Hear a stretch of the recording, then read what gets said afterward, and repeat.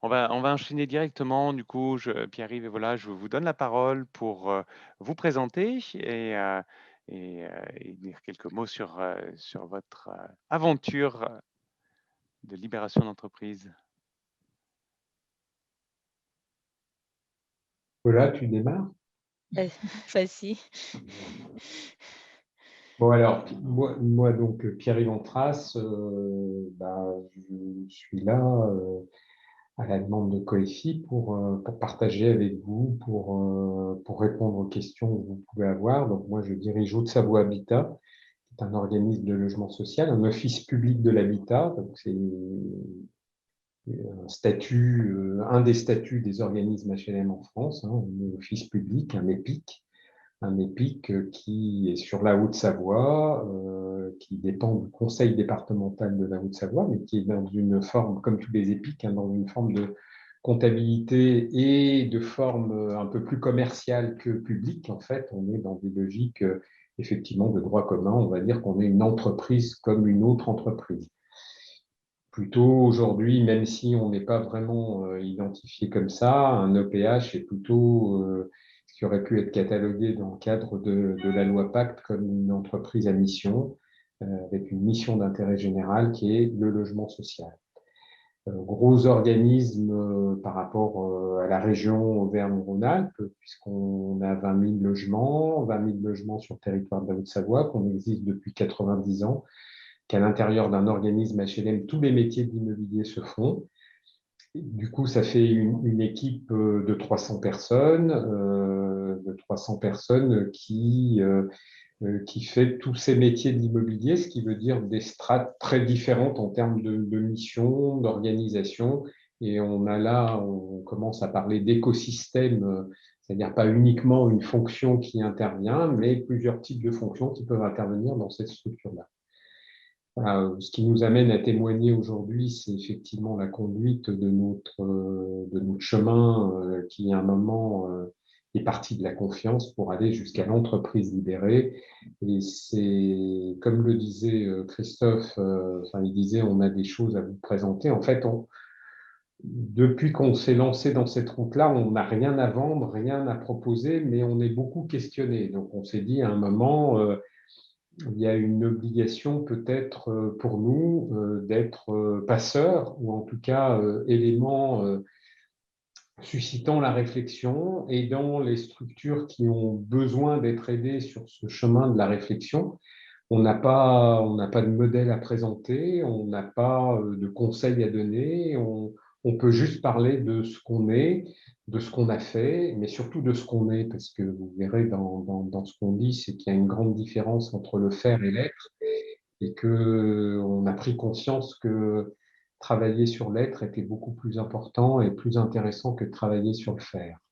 Donc, c'est ça qu'on partage. Et encore une fois, on n'est pas donneur de leçons parce qu'on n'est pas sûr que ce soit la bonne leçon. En tout cas, pour nous, il n'y a pas de leçon pour faire bouger les entreprises. On n'est pas non plus dans une logique de transformation. Je crois que la question qui était posée, c'est comment on peut montrer qu'on est dans des transformations. Voilà, ça sera le débat et les questions que vous aurez à nous poser qui nous font progresser aussi. Donc, merci pour toutes les questions que vous nous poserez parce que ça nous donne toujours un regard de l'extérieur. Voilà, d'où on vous parle aujourd'hui, puis après j'arrête, je laisse la place à Vola, puis je dis plus rien peut-être de la matinée, je sais pas, j'arriverai pas, mais je laisserai. Je dirais qu'aujourd'hui, en fait, on a souhaité, il y a 2 ans de ça, partir dans voilà, un bel événement qui était l'écriture d'un livre. C'était pour les 90 ans. Donc, on est parti avec un projet en tête. Il y a juste 2 ans, on toquait à la porte d'Actes Sud, qui est le premier éditeur à qui on a dit on a un projet d'écriture d'un livre. On allait le présenter avec Vola il y a juste 2 ans. Hein, c'est ça, Vola. On était il y a quelques dates, à quelques jours de l'anniversaire. On a toqué à la porte à Arles d'Actes Sud, que vous devez connaître en termes d'éditeur, je pense, et qui nous a dit waouh, votre projet, il est super intéressant. Laissez-nous le manuscrit, mais on n'avait pas commencé le manuscrit, donc on s'est attelé derrière à écrire un livre qui est paru le 20 janvier dernier, qui s'appelle Libérer son entreprise, et sur lequel on pourra citer tout à l'heure peut-être un certain nombre de réponses à des questions que vous pourrez nous poser. Et que bien sûr, on vous recommande de lire, d'acheter, et, de garder sur votre table de chevet si vous êtes en questionnement sur la mise en place de votre entreprise. Mais je vous dis tout de suite, vous n'y trouverez pas de recette. C'est simplement un partage d'expérience. Voilà, j'ai peut-être été trop long, Christophe, mais n'hésite pas dans ton rôle de gestion du temps à me couper la parole parce que sinon... D'accord, j'irai prendre mes grands ciseaux, prêts à couper. Ça marche. Merci Pierre-Yves pour cette introduction. Voilà. Alors moi, voilà, je suis coach des cœurs et de la libération et donc je suis une des personnes qui font ce qu'est Haute-Savoie Habitat. Voilà, accompagner la transformation individuelle et collective, à oser aussi des paris fous d'aller vers des contrées qui n'ont pas été encore explorées. Voilà. J'aurai l'occasion de vous partager après, peut-être en détail, mais donc je suis aussi très contente d'être là, ce matin. Hmm. Oui, et pour rajouter, je trouve finalement que le petit groupe nous permettra de plus répondre aux questions que vous aurez. Et je trouve que finalement, comme rien n'est lié au hasard, c'est peut-être pas plus mal. C'est que vous êtes là au moment où vous avez des questions à nous poser. Et nous, on est là pour essayer d'y répondre. Et encore une fois, merci pour vos questions parce qu'elles nous éclairent aussi. Ok. Et du coup, est-ce que vous voulez présenter une vidéo, c'est ça, maintenant pour... Allez, je vais essayer de partager. Donc mais peut-être parler de la méthode peut-être avant que les gens prennent Oui, peut-être les questions qu'ils auront à poser. Christophe, si... oui, merci, je peux apporter ces précisions-là. Donc, du coup, vous allez voir une vidéo qui est un témoignage qui a été structuré pour essayer de vous dire un maximum de choses en un temps condensé. Prenez des notes de ce que ça vous évoque, puis ensuite, vous aurez un temps pour préparer des questions, hein, et on pourra se mettre en sous-groupe pour travailler à ces questions-là. Et ensuite, nous reviendrons tous ensemble pour poser et échanger sur ces questions-là. Donc, je partage la vidéo. J'espère que ça va marcher. Il n'y a pas de raison. Ça se met en place. Depuis 2012, Ça marche. Haute-Savoie Habitat mène un travail collaboratif sur les thèmes de la confiance, de l'autonomie et de la liberté. L'entreprise progresse sur son chemin de libération et de nombreuses actions concrètes illustrent cette aventure commune. Par exemple, la construction de son dojo, un espace de bien-être et de détente niché au sommet de son siège. Tous les salariés peuvent s'y rendre afin de pratiquer des activités physiques visant à atteindre un éveil du corps et de l'esprit. L'intérêt de ce lieu est également de proposer un espace hors du cadre professionnel classique dans lequel les équipes peuvent se retrouver pour des séminaires ou des pratiques de groupe. Des sessions de massage y sont également proposées régulièrement à tous les salariés. On y trouve même une boîte à idées confectionnée par les ouvriers. Et c'est justement sur l'expression des nouvelles idées des salariés que l'entreprise s'appuie en les encourageant à se questionner et à proposer de nouveaux projets pour sortir du pilotage automatique. En 2018, c'est avec l'appui de 90 salariés qu'elle tisse une feuille de route stratégique. Celles et ceux qui font l'entreprise dessinent son présent et son avenir.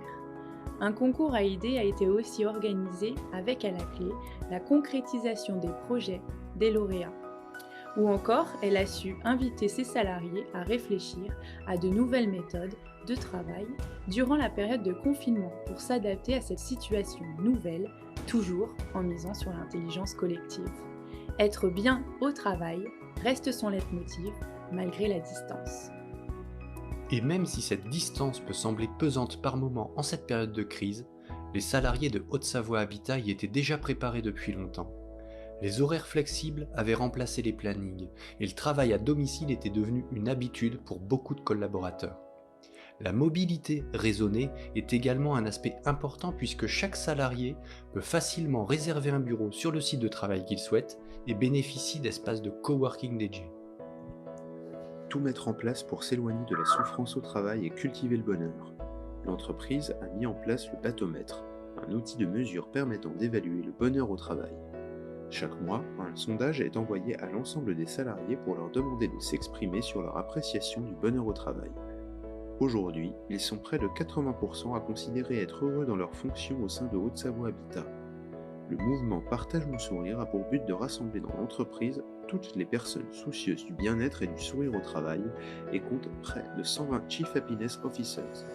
Ces ambassadeurs organisent régulièrement des activités afin de fédérer la communauté, comme des baignades au lac, des loteries, des séances au laser game, des repas au restaurant, des séances de cinéma. Pour accéder à la liberté, le corps et la tête de l'entreprise se sont ouverts. Pour y parvenir, il faut échanger, partager le sens encore et encore, tester, grandir ensemble. Les échanges libérés, les cafés managers, sont des cercles de parole pour que chacune et chacun puisse comprendre à son rythme cette aventure. Puis, un voyage était nécessaire, un voyage de 30 cm entre la tête et le cœur. L'ouverture des cœurs a conduit à plus de sincérité, d'authenticité, à une relation sans masque. La coach des cœurs et de la libération apporte son soutien à toutes les équipes. Dans cette démarche, l'intelligence émotionnelle a toute son importance. L'entreprise prend conscience de la force de l'intuition et du partage pour accomplir sa mission et œuvrer au bien-être de chacun. Elle s'ouvre à des disciplines comme la méditation, la communication non violente, échange avec des femmes et des hommes inspirants, Jonathan Lehmann, Thomas Dansembourg, et en fait profiter l'ensemble de son écosystème, comme ses locataires et ses prestataires. Après l'ouverture à l'intelligence rationnelle et corporelle, le corps et le mental, à l'intelligence émotionnelle, celle du cœur, elle s'avance sur l'ouverture de l'esprit en créant le labo de recherche quantique. Aujourd'hui, Haute-Savoie Habitat partage son expérience. Des conférences sont animées par Pierre-Yves Antras. 2 livres ont été publiés pour raconter l'histoire de son cheminement vers la libération et pour donner la parole aux acteurs du quotidien de cette belle aventure. 32 salariés témoignent dans un album photo. Une exposition itinérante a été réalisée et vous pouvez visiter sa version virtuelle en ligne. Les bénéfices de toutes ces actions profitent à notre fonds de dotation dont la mission est d'accompagner les projets des locataires du parc social. Et demain, forte de valeurs profondément ancrées comme le professionnalisme, la transparence, la prospective et la solidarité, Haute-Savoie Habitat s'engage en conscience dans un avenir plus serein, plus vert et plus responsable. En constituant un groupe destiné aux achats responsables, elle se mobilise en faveur de la préservation des espèces, privilégie le recours aux circuits courts et entame sa lutte pour la décarbonation.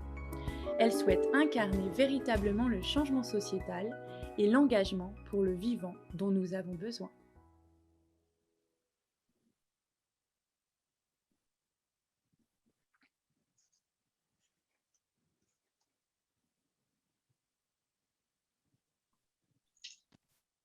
Voilà.